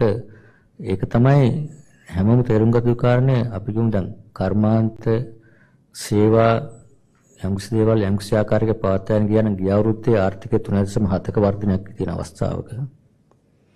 ඒතර මේ වගේ අර්බුදයක් තියෙන වෙලාවකත් ඒ ආකාරයෙන් පවත්වාගෙන යන කියලා කොහොමද බලාපොරොත්තු වෙන්න බෑ. ඒක අනිවාර්යයෙන්ම අඩු මට්ටමකින් තමයි පවත්වාගෙන යන්න වෙන්නේ. එහෙම ගිහිල්ලා තමයි මේකෙන් ගොඩ එන්න ඕන. අර මට්ටමේ පවත්වාගෙන යනවනම් කොහෙන් හරි අර්බුදය තව උත්සන්න වෙන මිසක් ඒක විසඳුමක් වෙන්නේ නැහැ. අර කියන්නේ ඉකොනොමික්ස් වල බිස්නස් සයිකල් එකක් කරන්න තියෙන්නේ. ඒතර මේක වැඩි වෙන සයිකල් මේ දැන් අඩු වෙන සයිකල් එකේ ඉන්නේ. අඩු වෙන සයිකල් එක කියන්නේ කර්මාන්තවල ක්‍රියාකාරීත්වය ටිකක් අඩු වෙන්න ඕන. සේවාවල ක්‍රියාකාරීත්වය ටිකක් අඩු වෙන්න ඕන. ඒ තුලින් ඉතුරු වෙන විදේශ විනිමය ටික අත්‍යවශ්‍ය වල පාවිච්චි කරලා අර ඒ සයිකල් එක ක්‍රමානුකූලව උඩට එන්න පුළුවන් ක්‍රමවේදයක් තමයි හදන්න උත්සාහ කරන්නේ. නමුත් ඒක වළක්වනවා කියන්නේ ඊටත් වැඩිය අමාරු තත්යකට වෙන්නේ. මොකද අත්‍යවශ්‍ය වල නැතුව සීලම කර්මාන්ත කඩ වැටෙන්න පුළුවන්. ඒක තේරුම් ගන්න ඕනේ හැමෝටම. දැන් ඔය මම අර පවිදාස ජනාධිපතිතුමාත් එක්ක රැස්වීමක් තියලා SME කට්ටිය ඔක්කොම ඇවිල්ලා කතා කරා. ඉතින් ප්‍රධානම ඉල්ලීම තමයි අපේ කර්මාන්ත පවත්වාගෙන යන විදේශ විනිමය නෑ. අපේ කර්මාන්ත පවත්වාගෙන රාष्ट्रीय ක්‍රියා අහිමි වෙයි. වහන්න වෙයි. ණය සහන දෙන්න, ඩෙට් මොරටෝරියම් දෙන්න ඔය ඔක්කොම ඉල්ලුවා. මම කිව්වේ ඒ ඔක්කොම කරගන්න කලින් කර්මාන්තේ පවත්වාගෙන යන මුලින්ම තියෙන ඕන විදුලිය සහ විදුලි බලය සහ ඩීසල් පෙට්‍රල්නේ. එතකොට මුලින්ම ප්‍රමුඛත්වය දෙන්නේ මේ දෙකට. ඒ දෙක දුන්නාට පස්සේ අපි බලන්න ඊටු ටික. ඒතකොට ඒව නැතුව අනිත් ඔක්කොම දුන්නත් ඒ කර්මාන්තය දෙන්නේ මට නෑ. ඒ කර්මාන්තය පවත්වාගෙන යන්න බෑ කොහොමද? ඒකයි ඇත්ත. විදේශ විනිමය ප්‍රේෂණ සම්බන්ධව ඔබතුමා ඉල්ලීමක් කළා තිබේ විදේශගත ශ්‍රමිකයන්ට එවන්න අපි ඒව අත්‍යවශ්‍ය ආනයන වල විතරයි පාවිච්චි කරන්න කියලා. ඒක නිල මහ බැංකුවේ නිල Facebook වීඩියෝ දාලා තිබ්බ ඒක කමෙන්ට්ස් කිව්වොත් එහෙම විදේශගත ශ්‍රමිකයෝ ඔක්කොම මේ කියන්නේ ඔබතුමාලගේ වරද නෙවෙයි මේ තියෙන තත්ත්වය අනුව අවිශ්වාසය තමයි පළ කරලා තියෙන්නේ දිගටම. ඒ නිසා අපි හිතනවා විශාල වශයෙන් රජයයි මහ බැංකුවයි එකතු වෙලා දැන් මේ වෙලාවේ රජයක් නැති ගත්ත නමුත් විශාල විශ්වාසයේ ගොඩනැගීමේ මෙහෙයුමක් අවශ්‍ය වෙනවා විදේශගත ශ්‍රමිකයන්ට රටට සල්ලි යවන්න කියලා. මොකද මේ රට අමාරුවේ තියෙන මේ වෙලාවේ යවන්න කිව්වට විශ්වාසයක් නැතුව ඒ යවන්නේ නැහැ. කොච්චර ඉල්ලීම් කරත් යම්කිසි වර්ධනයක් ඇති දැන් කලින්ට වැඩිය. ඉතින් ඒ නිසා ඒ වගේ විශ්වාසයේ ගොඩනැගීමේ විශාල වැඩපිළිවෙලක් සහ යම් දිරිගෙන් දෙන්න පුළුවන් දිරිගැනීම් සහිත වැඩපිළිවෙලක් තිබුණොත් නේද මේ විදේශ විනිමය ප්‍රේෂණ වර්ධනය සාර්ථක වෙන්නේ කියලා. දැන් ඒකේ ඔක දෙකක් ඇත්තටම තේරුම් ගන්නවා. දැන් අපි එල්ලීම කරලා තියෙන්නේ විදේශ වල ඉන්න ශ්‍රමිකයන් විතර නෙවෙයි. විදේශගත ශ්‍රී ලාංකිකයන්ගෙන් මේ රට ඇතුළේ ගිහින් ඩොනේෂන් මේක පරිත්‍යාගයක් කරන්න කියපේ. ඒතර ඒක මොකද ඒක කරන්නත් හේතු උනේ මම ආවට පස්සේ අපි සාකච්ඡා කරාට මේ මීඩියාට කතා කරාට පස්සේ ගොඩාක් ඉල්ලීමක් කරා මහ බැංකුවට එවන්න අපිට විශ්වාසයක් තියෙනවා අපිට යම් ක්‍රමයක් හදලා දෙන්න කියලා කිව්වහම බාණ්ඩකර ලේකම්තුමා තමයි මගෙන් ඉල්ලීම කරේ. මෙහෙම ඉල්ලීම් ගොඩක් තියෙනවා එයාටත් ඇවිල්ලා ඒ අනුව අපි මේ ක්‍රමවේද හැදුවා. ඒතර එතෙන්දී ඒ ක්‍රමවේදයෙන් කරන්න පුළුවන් යම් කෙනෙක්ට පරිත්‍යාගයක් කරන්න රට වෙනුවෙන් මේ මුදල එව්වහම අපි ඒකට එන්ෂුවර් කරනවා මේක මේ මුදල බැංකුවට ආවා. අපි ඒවා ටෙක්නොලොජි මුදලක් යවනවා. මෙච්චර ගාණක් එකතුලා තියෙනවා. ඒතර මේ මුදල මෙන්න මේ කාර්යයට පාවිච්චි කරා කියලා ඔය තියෙන කන්සර්න් එක අනුව පැහැදිලිව ඕපන් ට්‍රාන්ස්ෆර් ප්‍රොසෙස් දැනට තියෙනවා. ඒක පරිත්‍යාග. හැබැයි කොහොමත් ඒක කරනකොටම අපි බලාපොරොත්තු වෙන්නේ නැහැ ඒකට බිලියන් මිලියන් ගණන් සල්ලි වෙනවා කියලා. මොකද කාටවත් බලාපොරොත්තු වෙන්න බෑ විදේශවල ශ්‍රී ලංකාවෙන් ගිහලා විදේශවල හිටියට ඒගොල්ලෝ පරිත්‍යාග විදියට ඒවයි කියන එක බලාපොරොත්තු වෙන්න පුළුවන් දෙයක් නෙමෙයි. ඒක රැෂනල් දෙයක් නෙමෙයිනේ. නමුත් අපි ඉල්ලීම් කරන්නේ පරිත්‍යාග කරන්න අවශ්‍ය නැහැ. ඒ විදේශවල ඉන්න තමන්ගේ පවුලේ අයට හිතවතුන්ට එවන මුදල ඒ මුදල ඒගොල්ලන්ට දිගටම එවන්න. නමුත් ඒ මුදල එවන්න බැංකු ක්‍රමය හරහා. එතර ඉල්ලීම.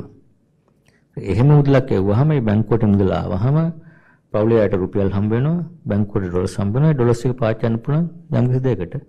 ඒතර ඔය යටින් තියෙන කමෙන්ට්ස් ගොඩක් වෙලාවට තියෙන ඒ ක්‍රමය ගැන තේරුමක් නැතුව වුණාම අනිත් එක ඔය විශ්වාසය කියන එක ඔය බැලුවොත් ගොඩක් අය මමත් කතා කරනකොට කතා කරාම කියන්නේ අපිට ඔබතුමා ගැන විශ්වාසය තිබ්බට අපට රටේ දේශපාලන ගැන විශ්වාසයක් නැහැ, රටේ ක්‍රම ගැන විශ්වාසයක් නැහැ. ඒ නිසා ඒක හැදුවොත් දෙන්නම් කියනවා. ඉතින් ඒක මම කියන්නේ ඒක හදන්න නම් ඔබතුමාගේම ඉන්න පවුලයට කියන්නේ මෙහි රටේ ඉන්න අය තමගේ නිවිදයට කියලා කියන්නේ ඒක හදාගන්න කියලා. ඒක මේ මහ බැංකුව අධිපති විතර මට හදන්න පුළුවන් එකක් නෙවෙයිනේ. ඒක තමයි මම කියන්නේ. මේක රටේ ජනතා නිවේදිතයන් විසින් ඒ විශ්වාසය නැති කා ගැනද? හැබැයි අර පහුගිය කාලේ විශ්‍රාම වැටුත්‍රම දෙන නොයෙකුත් දේවල් මහ බැංකුව ප්‍රකාශ කළා. ඒවා ගැන දැන් අපිත් එක්කත් කතා කරන විදේශ කචරණිකේ ගැන විශ්වාසයක් නැහැ. ඒගොල්ලෝ කියන්නේ ප්‍රධාන වශයෙන් රේට් එක තමයි. බ්ලැක් මාකට් එකේ රේට් එකයි මේක අතර විශාල වෙනසක් තියෙනවා නම් අපිට අමාරුයි මහ බැංකුව ඒක පිළිගන්න. ඒ නිසා තමයි බ්ලැක් මාකට් රේට් එක මේ අඩු කරන්නේ අපි. එතකොට මේ බ්ලැක් මාකට් රේට් එක මේකද රුපියල් 5ක වෙනස තිබ්බට අපිට කිසි ප්‍රශ්නයක් නැහැ. ඒතර ඒ වෙනසට යම් කිසි කෙනෙක් රිස්ක් එකක් අරගෙන ඉවන්න පුළුවන්. ඒක ප්‍රශ්නයක් නැහැ. නමුත් මේ තියෙන ක්‍රමවේද වලින් කරන්න උත්සාහ කරන්නේ මෙතන තියෙන බ්ලැක් මාකට් එකට මාකට් එක නැති කරන එක. ඒතර කිසිම දෙයක් ඉම්පෝට් එකක් එන්න බෑ බ්ලැක් මාකට් එකෙන් සල්ලි ගියොත්. එතකොට බ්ලැක් මාකට් එකට කෙනෙක් පිටරටින් ගාලා සල්ලි දෙන්න ලෑස්ති වුණත් මෙතන කෙනෙක් කෙනාට ඒක රුපියල් 400ට අරගෙන වැඩක් නැහැ. මොකද ආවට ඒක ගන්න කෙනෙක් නැහැනේ. අරගෙන පාවිච්චියක් නැහැනේ. එතකොට යාට වෙන්නේ 360 365ට බ්ලැක් මාකට් වෙන්න පුළුවන් වුණා. ඉතින් ඒක යම් කිසි ආකාරයකට ඉස්සර වගේ එක දෙවල් වලට පාවිච්චි කරන්න පුළුවන් අන්ඩර් ඉන්වෙස්ටිං කරන ඒවාට වගේ වලට පාවිච්චි කරන්න පුළුවන්. නමුත් මේ වගේ ලාස්ට් ස්කේල් එකෙන් ඒක පාවිච්චි කරන්න බෑ. ඒක නිසා තමයි ඒක හේතුව. ගවන පහුගිය කාලේ බොහොම ආందోලනාත්මක ප්‍රවෘත්තියක් වුණා ශ්‍රී ලංකාවේ සිට උගන්ඩාවට විදේශ මුදල් තොගයක් ගුවන් මගින් අපනයනය කළා කියන කාරණාව. මගේ ප්‍රශ්නේ ඉන්නේ දිඩාරු සමාගම සිදු කරන ව්‍යාපාරික කටයුතු ඔවුන් මුද්‍රිත ද්‍රව්‍ය අපනයන කරන කාරණය විදේශ විනිමය රෙගුලාසි අනුව සිදුවන කාරණයක්ද මේ සම්බන්ධයෙන් ශ්‍රී ලංකා මහ බැංකුවේ අධීක්ෂණයක් සිදුවනවාද? අදාළ සිදුවීම සම්බන්ධයෙන් මොකක්ද ස්ථාවරය? ඒ සිදුවීම සම්බන්ධයෙන් මම හිතන්නේ අපිට කිසි කමෙන්ට් එකක් කරන්න බෑ. එහෙම දෙයක් සිද්ධ වෙලා කියලා අපි දැනුවත් එහෙම සිදුවනද කියලා කියන්නේ ඒක කවුරු හරි නීති ක්‍රියාත්මක කරන අය හොයන ඕන කාරණයක්. නමුත් ඩිලාරු සම්බන්ධයෙන් ඒගොල්ලන්ගේ අපේ BUI එකේ රෙජිස්ටර් වෙච්ච අවුරුදු දැන් විශාල කාලයක් තිස්සේ මේ රටේ තියෙන කර්මාන්තයක්. BUI කම්පැනියක් ෆොරින් කරන්සි වෙන් කරන විශාල ප්‍රමාණයක් රැකියාව දාලා තියෙන රජයේ 140ක ෂෙයාර්ස් තියෙන යම් කිසි ආකාරයක යම් කිසි ලෝකයේ පිළිගත් පළවෙනි දෙවෙනි තුන්වෙනි ආකාරයේ තියෙන ආරක්ෂිත මුදල් නෝට්ටු අනිකුත් දේවල් මුද්‍රණය කරන ආයතනයක්. ඒතර ඒ ආයතනයේ ව්‍යාපාර කටයුතු වලදී ඒගොල්ලන්ට අවසර දීලා තියෙනවා ඒගොල්ලෝ ඉම්පෝට් කරන්න අවශ්‍ය දේවල් එක්ස්පෝර්ට් කරන්න අපි වෙන රටක මුදල් අච්චු ගහන ඒ මුදල් අච්චු ගිහිල්ලා දෙන්න ඕනේ ඒගොල්ලන්ට මේක ෂිප් කරලා ඒ රටට ගිහින් දෙන්න ඕනේ. ඒක මම දන්න හැටියට අපේ ඩිලාරු ඔපරේෂන් එකේ රටවල් ගානක ගණනාවක මුදල් අච්චු ගැසීම කියන්නේ කරන්සි නෝට් ප්‍රින්ටිං කියන එක ඒගොල්ලෝ බිස්නස් එක. ඒක කියලා කරනවා. ඒක නමුද්‍රව්‍ය ආනයනය කරනවා. ආනයනය කළා ඒක ප්‍රොසෙස් කරලා අපේ කට්ටිය ඒක දැන් රැකියාව කරනවා. ඊට පස්සේ ඒ ප්‍රොසෙස් කරපු කරන්සි නෝට්ස් එක අවසරයක් ඒ රටවල යවනවා. ඉතින් ඒක පිළිගත්ත ක්‍රමවේදයේ යටතේ නියමිත ආකාරයෙන් වෙන දෙයක්. ඒක කිසි ගැටලුවක් අපි දකින්නේ නැහැ. ඒක අපේ තියෙන රෙගුලාසි යටතේ නේ අපි කරගෙන යන්නේ. එහෙම ප්‍රශ්නයක් නැහැ. එතකොට ඒගොල්ලන්ගේ තියෙන කොන්ට්‍රැක්ට් ඒගොල්ලත් එක්ක තියෙන කොන්ට්‍රැක්ට් උගන්ඩාවට තියෙනවද මැලේසියාවට තියෙනවද ඒක අපට අදාළ නැහැ. අපි කියන ඒක ඒගොල්ලන්ගේ කොමර්ෂල් ට්‍රාන්සැක්ෂන් එක. ඒක අපි හොයන්නේ නැහැ. මොකද කියන්නේ? අධිපතිතුමනි මේ දැන් ඔය කතා කරපු දෙයටම සම්බන්ධව දැන් ඔය කියන විදියකට දැන් අපේ රටේ තියෙන ඩොලර් තව කෙනෙකුට එහෙම අරන් යන්න පුළුවන්. ඒ කියන්නේ දැන් අපි ගෙදර සල්ලි එකතු කරලා ගිහලා බැංකුවේ දානවා වගේ කෙනෙකුට ඩොලර් මිලියන ගණන් හෝ බිලියන ගණන් එහෙම එකතු කරලා රටකින් රටකට එහෙම සාමාන්‍ය පුළුවන්කමක් තියනවාද? ඉන්වෙස්ට් කිරීමකින් තොරව මම කියන්නේ ඔය අපේ රටේ තියෙන ඩොලර් ආයතන නෙවෙයි. ඒක මම හිතන උතුම් මේ වැරදි තේරුම් ගන්න තියෙනවා. ඩිලාරු එකෙන් අච්චු ගහන්නේ ඒ රටේ මුදල්. අපි ගමු දැන් මැලේසියාවේ ගමු, සිංගප්පූරුවේ ගමු. දැන් උගන්වව පැත්තක තියන්නකෝ ඒක වෙන ප්‍රශ්නයක් ඒක කතා. මැලේසියාවේ තියෙන ඒ රින්ගිට් කියන මුදල් නෝට්ටුව මෙහි මුද්‍රණය කරාම ඒ මුදල් නෝට්ටුව මුද්‍රණය කරාට පස්සේ මුදල් නෝට්ටු තොගය ගිහිල්ලා ඒක ඒ මහ බැංකුවෙන් නිකුත් කරනවා ඒ මුදල් නෝට්ටු වල කඩදාසි වටිනකම් විතරයි වෙන කිසිම වටිනකමක් නැහැ. ඉතින් මම කිව්වා එහෙම තමයි අරන් යන්නේ. එහෙම නැතුව මේ කාටවත් මම හිතන්නේ මේ එහෙම ක්‍රමවේදයක් තියෙනවා කියලා මේ දැන් ඩොලර් එකතු කරලා ස්මගල් කරන එයාපෝට් එකෙන් අහුවෙලා තියෙනවා ඩොලර් 10,000 20000 අරන් යනකොට කස්ටම් එකෙන් අල්ලන වෙලාවල අපි දැකලා තියෙනවා. ඒක එහෙම ගෙනහිලා තියෙනවා. එහෙම නැතුව වෙච්ච සිද්ධියක් ගැන අපිට නම් කිසිම පැමිණිල්ලක් තම ලැබෙන්නේ නැහැ. පැමිණිල්ල ලැබුණොත් අපි ඒක පොලිසියට යොමු කරනවා. එහෙම එකක් වෙලා තියෙනවා නම්. ඒක කස්ටම් එකෙන් පොලිසියෙන් ඒ සම්බන්ධ ක්‍රියාත්මක කරන්න නීති තියෙනවා. ඒ ක්‍රියාත්මක කරා ඒගොල්ලෝ. එහෙම තියෙනවා නම්. මහ බැංකුව අධිපති තියෙනවා ඔබතුමා දන්නා දැනුම් දෙන්නේ ඒ සම්බන්ධයෙන්. මහ බැංකුව අධිපතිතුමනි දැන් මේ වෙලාවේ රට මුහුණ දෙන අර්බුදයත් එක්ක මේ වෙලාවේ මහ මැතිවරණයකට හරි ජනාධිපතිවරණයකට හරියන්න ආර්ථික හැකියාවක් තියෙනවද? මම තමයි ඔය ප්‍රශ්න කලින් උත්තර දුන්නා. අර කියන්නේ ඒ ප්‍රශ්නේ ඇහුවනේ. ඊට ඉස්සෙල්ලා නේද?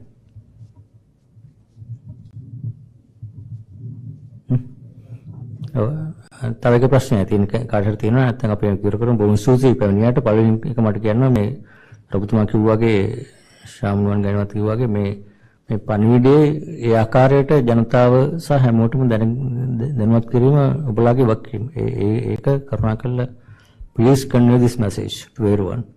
We have no other way to communicate that. This is the only way that we can communicate as a central bank. Thank you.